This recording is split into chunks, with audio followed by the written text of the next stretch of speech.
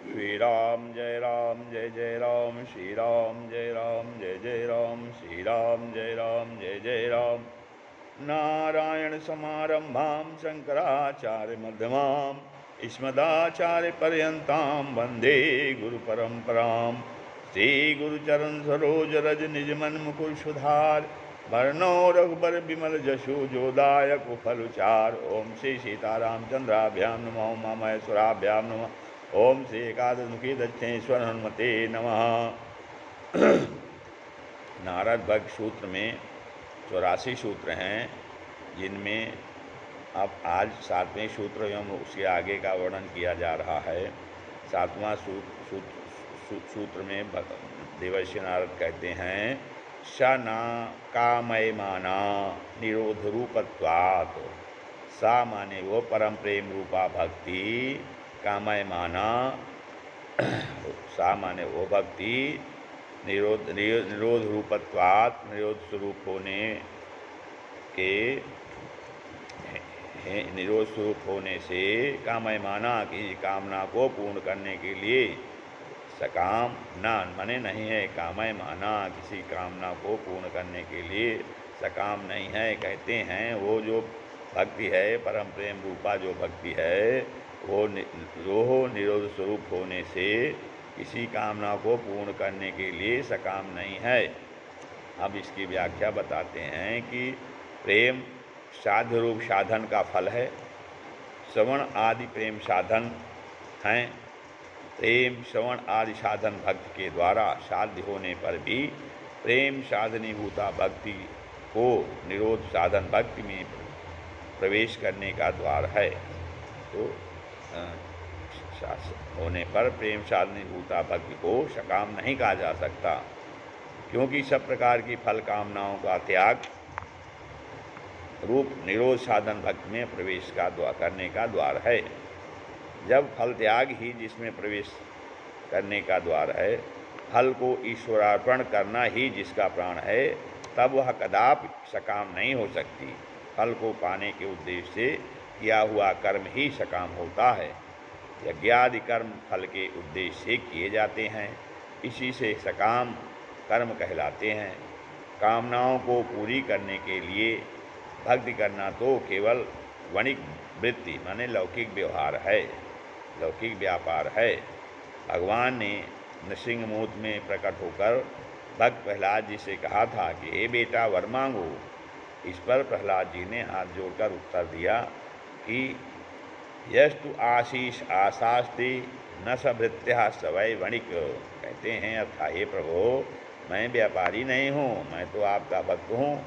जो पुरुष आपसे सेवा करने के बदले में इस लोक व परलोक का विषय सुख चाहता है, वह आपका सेवक नहीं है, किंतु लेन देन करने वाला व्यापारी है। और यदि आप वर देना ही चाहते हैं तो यह कृपा कीजिए कि मेरे चित्त में राज्य भोग व स्वर्गीय सुख भोग आदि किसी विषय की वासना उत्पन्न न हो। यही बात भगवान ने कही भी है कि न मय्यावेशित धियां कामः कामाये कल्पते, वर्जिता क्वचिता धाना भूयो बीजाये नेष्यते। कहते हैं अर्थात जिन्होंने अपनी बुद्धियाँ मुझ में ही लगा दी हैं, उनकी इच्छा किसी विषय फल को नहीं चाहती, क्योंकि भूने व पकाए हुए धानों से अंकुर नहीं उग सकता। इस प्रकार जबकि इंद्रियों से भोग किसी भी ऐहिक व पारलौकिक सुख को पाने की इच्छा से की हुई पृथ्वी को भी हम प्रेम नहीं कह सकते, तब जो लोग स्वार्थवश किसी से प्रीति करके यह कहते हैं कि हम प्रेम करते हैं, उनको लज्जित होना चाहिए, क्योंकि वास्तव में प्रेम उसको ही कहते हैं जिसमें कोई कामना ना हो। इंद्रिय मन और प्राण आदि के निरुद्ध अर्थात बाहरी व्यापार से हटे बिना वास्तविक प्रेम व भक्ति का उदय नहीं होता। चित्त आदि की वृत्ति अपने अपने स्थान में रुक जाने पर भोग की वासना उठती ही नहीं। इस निष्काम अवस्था में ही अंतःकरण में भक्ति का प्रवाह विष्णु पादोदकी गंगा के समान प्रबल वेग के साथ बहने लगता है, अथवा भगवान की कृपा, सद्गुरु की कृपा और अपना सौभाग्य इन तीनों डोरियों की बट लग जाने पर जीव का संसार की ओर बढ़ना बंध जाता है और भगवान के भाव सूत्र में निबद्ध हो जाता है। यह निरोध 6 प्रकार का है, अर्थात परमात्मा में 6 प्रकार की भावना करने से जीव का चित्त संसार की ओर से हटकर परमात्मा की ओर जाकर ठहरने लगता है। वह 6 भावना व निरोध इस प्रकार है। पहला बीज भाव निरोध, अर्थात संसार की यंत्रणा और वासनाओं से व्याकुल होकर भगवान की शरण लेना। ये दूसरा क्या है? स्वामी भाव निरोध, अर्थात भगवान ही जगत के प्रभु हैं, मैं उनका दास हूँ, इस प्रकार भगवान की शरण लेना। और तीसरा है स्वाभिमान निरोध, अर्थात छोटे से छोटे और बड़े से बड़े जगत के चेतन सभी पदार्थ ईश्वर हैं। पिता, माता, भ्राता, पुत्र, स्त्री, पुरुष, शत्रु, मित्र सभी ईश्वर हैं, ऐसा समझकर सर्वत्र उनकी ही झांकी करना। चौथा सख्य भाव है कि निरोध, अर्थात विपत्ति में, संपत्ति में, सुख में, दुख में सदा ही परमात्मा मेरे सहायक हैं, वह दीनबंधु हैं, ऐसे सखा भाव से उनका अनुगामी होना। और पांचवा जो है वात्सल्य भाव निरोध, अर्थात पुत्र के समान प्राणों को मोतिमान कर उनका आदर कर तन्मयता के साथ स्नेह करना। और छठा कांता भाव है, कांता भाव निरोध है, अर्थात मेरे मन की प्रकृति नारी है और भगवान पुरुष पति हैं, इस भाव से उनमें मग्न हो जाना। उनमें से किसी एक निरोध के अधीन हो जाने पर जीव की कामनाएं अपने आप ही रुक जाती हैं और अपने आप हृदय में परमात्मा का आविर्भाव होता है। जो सर्वत्र से मन को हटाकर उनको भजेंगे, उनके सकल दुख दूर होकर परमानंद की प्राप्ति होगी। यही बात भगवान ने गीता में अर्जुन से भी कहा है। कौन्ते प्रतिजानीहि न मे भक्ता प्रणश्यति तेषामहं समुद्धरता मृत्यु संसार सागरात्।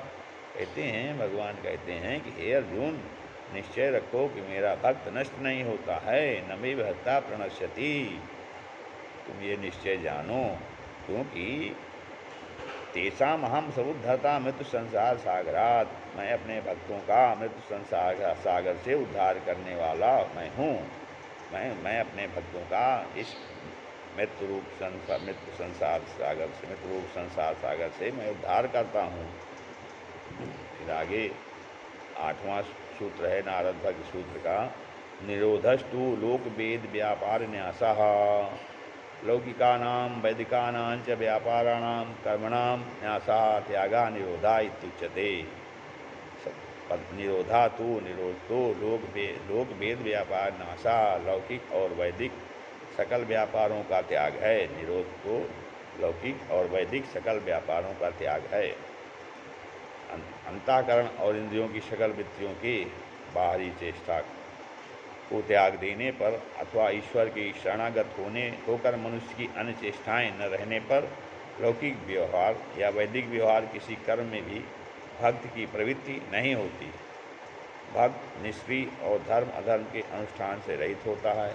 इसी से कहते हैं कि आहार विहार आदि लौकिक कार्य और यज्ञ आदि वैदिक कार्य के त्याग को निरोध कहते हैं। यहाँ कर्म के त्याग से कर्मफल का त्याग समझना है, क्योंकि सब प्रकार के कर्म का सर्वथा त्याग होना तो संभव है। इसलिए फल की कामना रहित कर्मानुष्ठान का त्याग ही निरोध है। इसलिए फल की कामना रहित कर्मानुष्ठान का नाम ही निरोध है। मतलब फल की कामना से रहित जो कर्म किया जाता है उसको हम निरोध कहते हैं। वास्तविक ईश्वर भक्त का कोई कर्म स्वार्थ के लिए नहीं होता, किंतु परार्थ एवं भगवत प्रसन्नार्थ होता है। इसी से भक्त के निष्काम कर्म को ही निरोध कहा जा सकता है।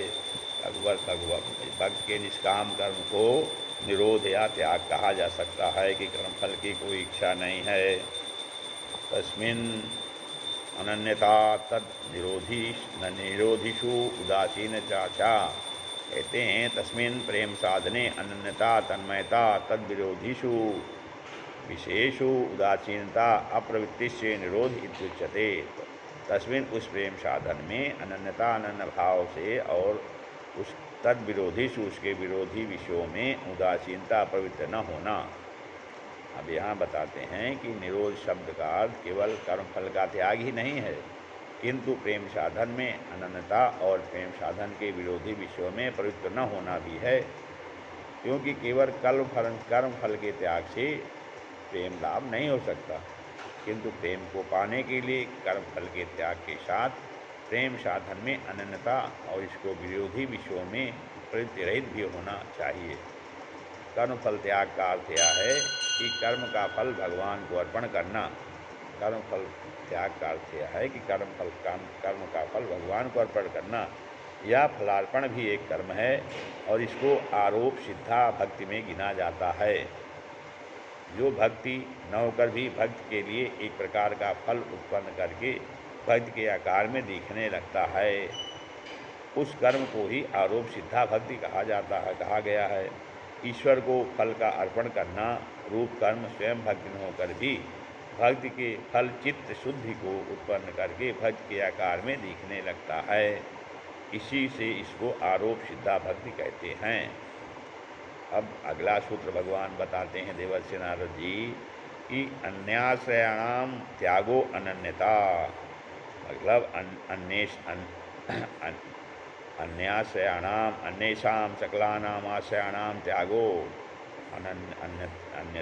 अनन्यते उच्यते। अन्याश्रयाणाम, अन्य आश्रयों का त्यागा माने त्याग ही अनन्यता है।